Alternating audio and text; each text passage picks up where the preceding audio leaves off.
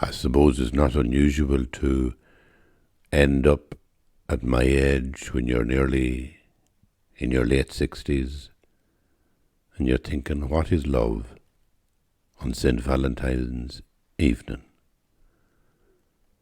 When I think of the various beautiful nights and days I had all through my life on this particular day, you'd be inclined to think maybe as you get older, the fire goes out of you and the passion goes out of you, and you don't look so much on life with the same kind of intensity as you used to. And so Valentine's Day, you might imagine, is less a wonderful thing. But I think for me, Valentine's Day has increased in its importance all through my life. I feel that for me now, love is tied up with joy. I'm here now in my studio shed, and the clock has not been wound up. So the clock is silent, and the stove has not been lit. And there's still a light in the sky, even though it's about 6 o'clock. But I do think sometimes, when I'm here on my own, that life has been a discovery of joy. You know, when I was younger, the joy was directed. You gave it to somebody else, or you received it from somebody else. And in a sense, as you get older, it's like you're floating on it. Even though you're with somebody else, a partner or a family, there's a lovely sense as you get older that you're floating in a really beautiful pool of joy. And that's a necessary pool of happiness or joy, especially if you have difficulties. At the moment I have some small difficulties. Oh, I'm going to a doctor tomorrow, and I'm going to a dentist the next day, and I'm going to another doctor in 2 weeks' time, and, you know, I can't see out one eye, and it's just old age creeping up on you at every level, and you sit down to chat with somebody, and they're telling you about mutual friends who've either had a heart attack or who are, you know, in hospital with some serious illness and they're getting chemotherapy or whatever. You know, these stories become very, very, very prevalent as you get older, and they're like obstacles to your happiness. Because when you're young, happiness comes when everything is bliss and everything is perfect, and if something goes wrong, it destroys your happiness. Look at the way a young person, for example, supposing they're going out on a date, their very first date, or one of these, you know, kind of graduation things. Well, they could have everything right. They might have good results on their exam, and they might be going out with the most wonderful boy or girl imaginable. You know, somebody that they'd be delighted with, and somebody who's doting on them. And at the last minute, something might happen, like some little detail, you know, that the strap of a shoe breaks. Or maybe if it's a boy, you know, he accidentally drips some toothpaste on his beautiful tuxedo. And the panic is like the world is going to end. Because it's almost as if a little strap breaking could destroy your happiness, or as if a little dribble of toothpaste could destroy your happiness. And as you get older in life, you have to learn that there's a lot of toothpaste that's going to fall on you, and a lot of straps are going to break. So there needs to be some way that you find equanimity, that you find this pool of joy inside you, that you're able to, you know, stay inside it in a kind of a balanced way, no matter what's happening on the outside. And I think there's people you meet like that, people that you would say they're strong in their joy. I can't explain. Do you know, if you saw somebody with a smile on their face, but their smile is kind of a facade. And then there's other people you'd meet like the Dalai Lama, and there's a smile that seems like it's coming from inside. It's like a kind of a strength in him. His laughter or his smile is not keeping you out. It's actually inviting you in. Somebody said to me one time, the trick in joy is never to be on the back foot. If you're meeting the world at a level where you're uneasy, you're nervous, you're afraid of what somebody's going to ask you or how you're going to answer it or how you're going to present yourself or what you look like. If you're ever on the back foot, you can't remain in that equilibrium of joy. So how do you get to that? I don't know, but I can only guess. And you can guess, and you'd be right to say that my answer will always be prayer. Prayer or meditation or mindfulness. I'm talking about the three different things as if they were the one thing, because I think they are the one thing. In my experience, nothing has given me equilibrium more than meditation, mindfulness, prayer. When I develop those three, which are really one thing, I have an equilibrium that I can enjoy going down the road, getting on the train, going to the city, going out on stage, going into a television studio, whatever. I can enjoy it as if I'm not on the back foot. It's like no matter what happens, I can embrace it. I don't have to be worrying, will the presenter on the radio or the television throw the wrong question at me and I won't be able to answer it? Will I look silly or foolish if I'm on stage? Will I impress the people I'm meeting? All those questions put me on the back foot. And I don't like being on the back foot. In fact, the irony in my life is I get so neurotic on the back foot that I always have to be not on the back foot. Sometimes a person achieves joy because they have a propensity towards anxiety. They have such a propensity towards anxiety that it would drown them, so they really have to learn to stay away from it, not be on the back foot. Be open to the world as you receive it, to be open to absolutely everything. And what I'm saying is that the way that I can find my space in that is through mindfulness, meditation, or prayer.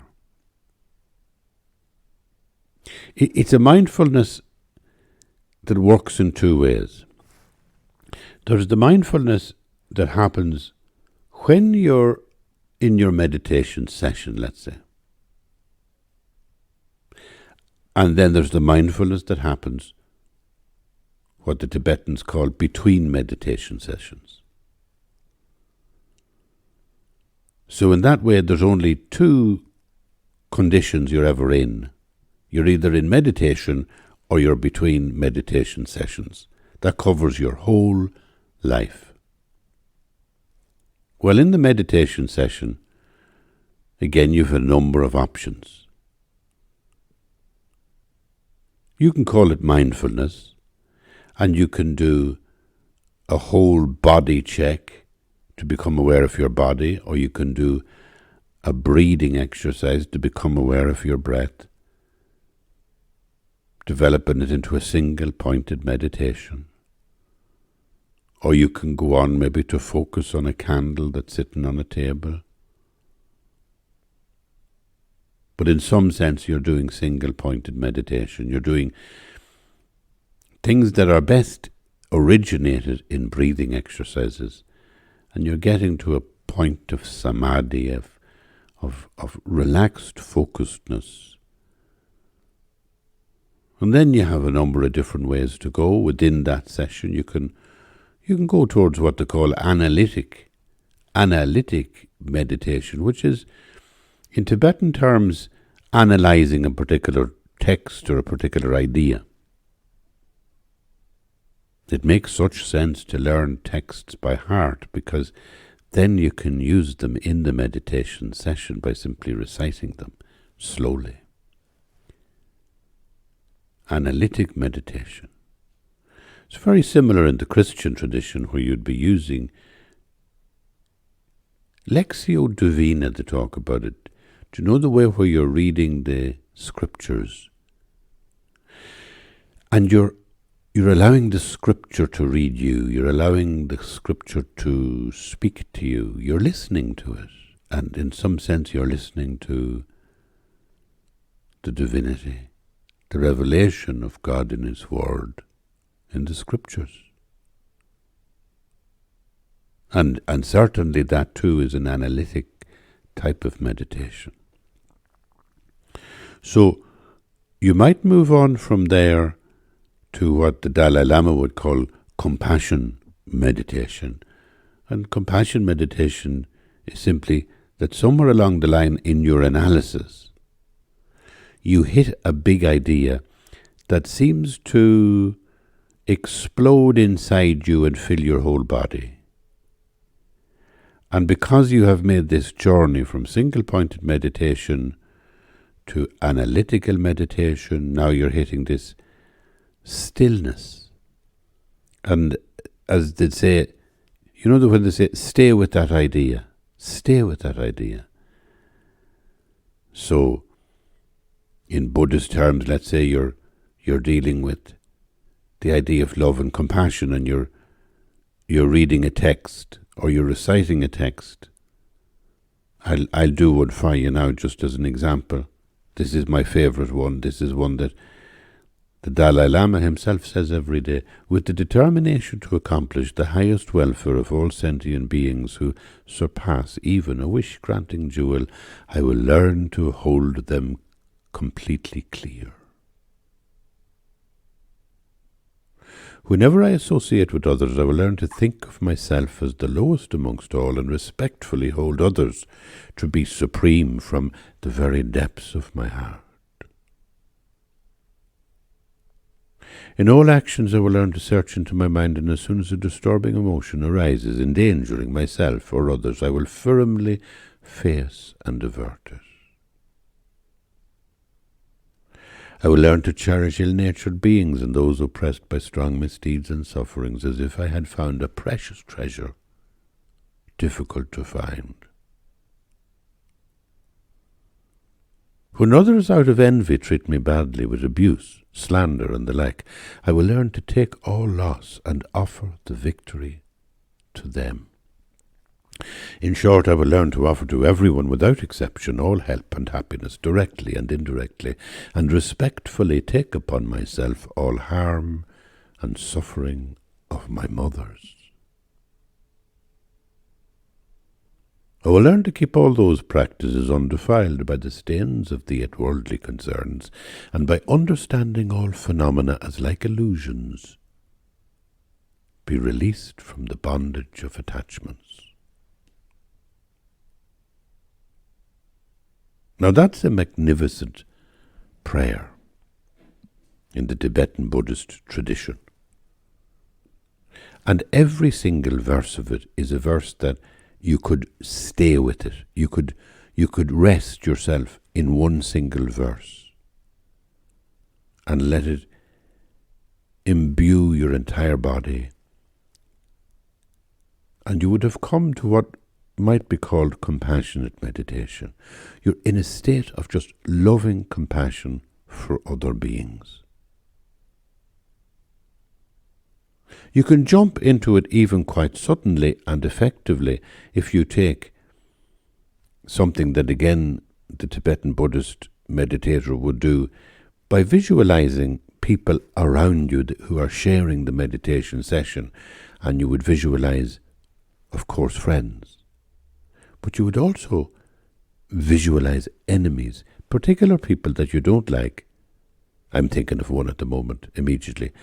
People you don't like, and you visualize them around you that you're all meditating together. And also strangers, people you don't know. And they're the three possible types of humans or sentient beings that are in your life. And so you're visualizing them, and you just come to a sense of not just thinking about this person. I'm thinking now about a person that I don't like, and I can see them in front of me, and there's a fuzz in my head of the things I don't like about them. Now, let me try and kind of feel from my heart, almost physically, a sense of love. That I'm wishing that person complete happiness. I'm wishing that person, as I focus on them, be happy, be completely happy. I might even visualize a kind of a light energy going from my heart out towards them, that in some way I could make them happy. And I also visualize sometimes not just wishing them to be happy, but accepting all their suffering, as if you could accept all their suffering. And the idea that they use in Tibetan Buddhism is, because we're all here since beginningless time, because we're all recurring, we're all reincarnating, if you like, endlessly to infinity, it means that every sentient being has at some stage been your mother, my mother. And that's what the prayer meant when it talked about all mother beings,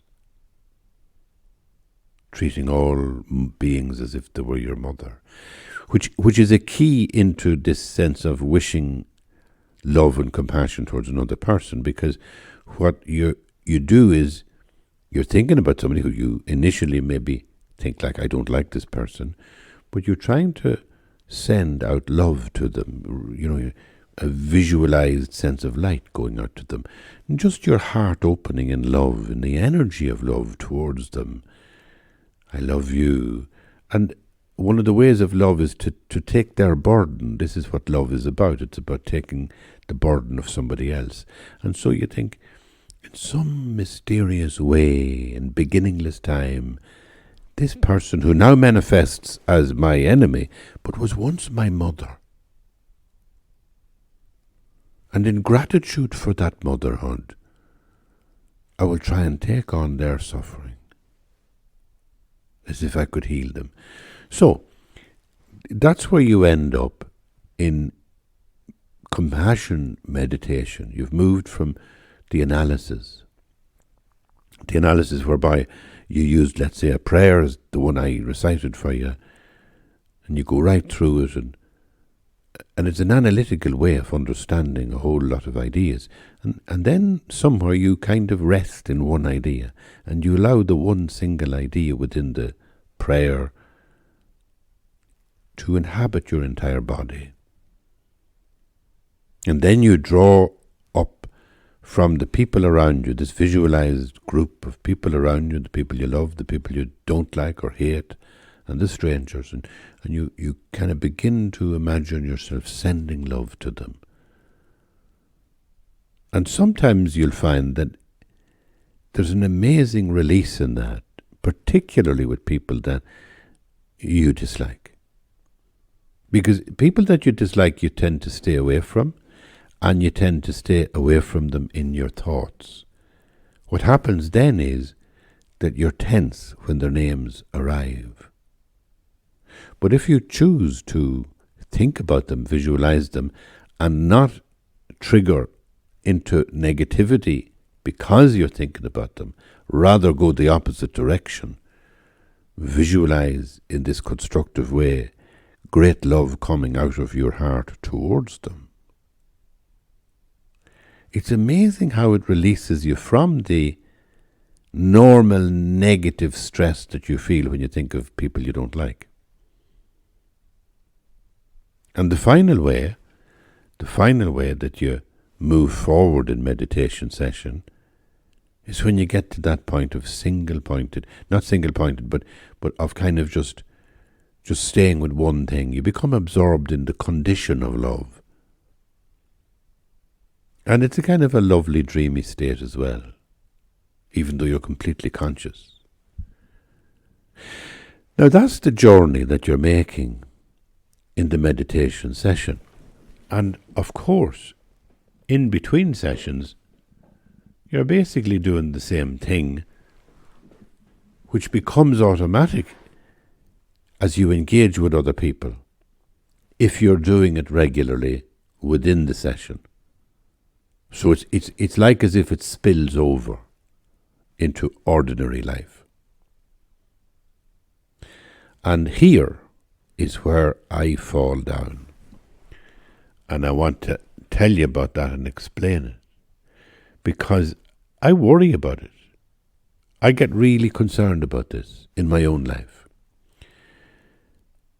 First of all, I sometimes ask myself, what am I doing in this podcast? Sometimes I try and move the podcast away from the kind of stuff I talk about, and then I realize, well, I'm not being truthful. I'm being contrived if I move away, because what I talk about in the podcast is what I really, really want to talk about. And I don't understand what that's about. The one thing I wouldn't like to be is a hypocrite. And anybody who talks about well-being, anybody who talks about, faith experience, there's always the danger that they're a hypocrite. In other words, that they're just mouthing ideas. And there's always a danger with me that I mouth ideas about, let's say, meditation, and then discover that I don't really meditate. So that's my real worry. I know from listening to other people that if you meditate on a regular basis, let's say you do 20 minutes a day. If you are really, really good, you might do 20 minutes a day in the morning and 20 minutes a day in the evening. And I know from other people telling me this now, this is not I know people will say that is the key. It's called practice. And the more you practice something, the stronger it gets. And if you practice meditation in those terms, it will begin to spill into your ordinary life. You'll begin to experience that kind of, I call it a pool of joy that you're floating in. You just relax into this pool. You're never on the back foot. You're never anxious when you're meeting people, because you're automatically meditating. Or, to put it another way, you're automatically being mindful. Think about the way we speak about visualizing the enemy and visualizing the way you love the enemy. Well, if you're doing that as a practice for 20 minutes every day, and you understand what you're doing, it's simply a mental yoga. It's an exercise to stretch the muscles of the imagination in a way that opens to other people rather than closes off from people. So you're doing that, let's say, 20 minutes every day. There'll be some day you'll be walking down the street and you'll see somebody coming towards you that you didn't expect, somebody that you really intensely dislike, and your face will open in a smile, and you will not be on the back foot, and you'll say hello to them, and your disarming love will touch them and will create miracles of reconciliation. You can't pretend it. There's no point in walking up to an enemy with a smile on your face if it's a mask. Doesn't work. It can be discerned instantly that a smile is false. And if you want to make that smile real, there is no better way than meditation. You can call it mindfulness. You can go through those steps, as I say, of beginning with maybe 10 minutes of breathing, single-pointed meditation. Try and find samadhi, try and find that calm abiding where you're in the room and you're just aware of the breath or whatever, or you're aware of your thoughts, the flow of negative and positive thoughts, and you're able to hold your body still and be present in the room. And then you move to some way of analytical meditation, which is to use, let's say, a sutra or a text from the Buddhist tradition and to recite it to yourself, because that's why you learn texts by heart. And then somewhere within that text, you will land on an idea where you want to stop. There's a line at the end of the recitation I did, treating all phenomena as like illusions. May I be released from the bondage of attachments. I do often stop on that one. Treating all phenomena as like illusions, so that the twilight outside the window at the moment, the trees, the bare trees beyond, and the window itself and the silhouette of things in the room that are gone dark now. I can just barely make the outline of, the bookcase and a stool and a chair and a tripod and a microphone. Treating all phenomena as like illusions. Not that they are illusions.